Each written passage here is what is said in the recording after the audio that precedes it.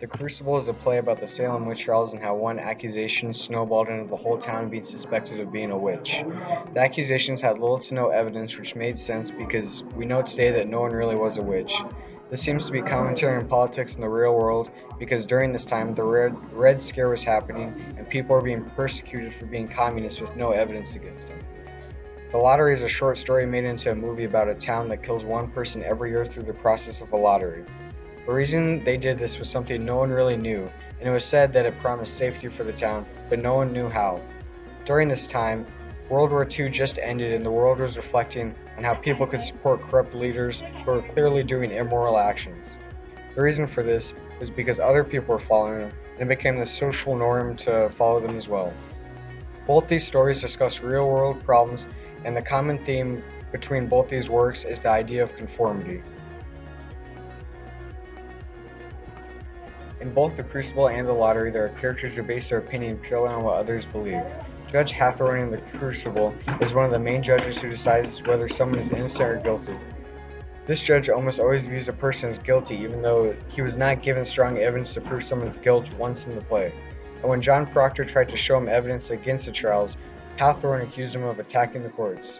Even though most people involved were swept up in the fear of witchcraft, his opinion specifically was very influenced on the majority's opinion.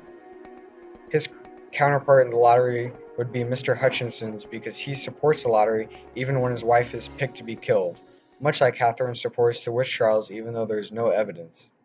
Mr. Hutchinson's goes along with the lottery to his wife's expense, even though he still doesn't know why they're doing the lottery at all. This shows the power of conformity and how someone's belief could be based off nothing other than other people's beliefs. Both these characters are doing things they would not usually do because of their peers.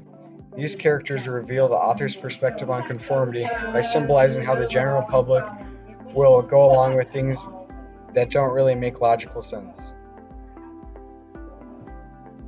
Setting also plays a role in showing the message of these stories. The Crucible took place in a very religious small town, and because their culture was so religiously based, they had very strict rules about how to live. This made the people in the town less likely to go against authority and disobey. So even when people were presented with evidence, they were conditioned to listen to their leaders, and very few spoke out. The lottery was also set in a small town that took pride in the way things were done. One reason the lottery lasted so long was because the people in the town took part in the tradition, and the towns didn't do the lottery were seen as a disgrace. This made the people not want to change or even think about changing.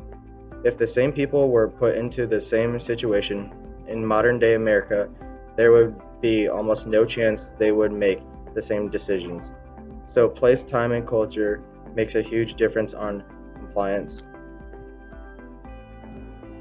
The message that both the Crucible and the lottery push is people can justify doing irrational things because other people are doing it. People in the Crucible justify a witch hunt because it was established that the norm was to go along with what was happening. The lottery was very similar, where people never challenged the status quo even despite how crazy it was. Both these works were meant to show how dangerous conformity could be.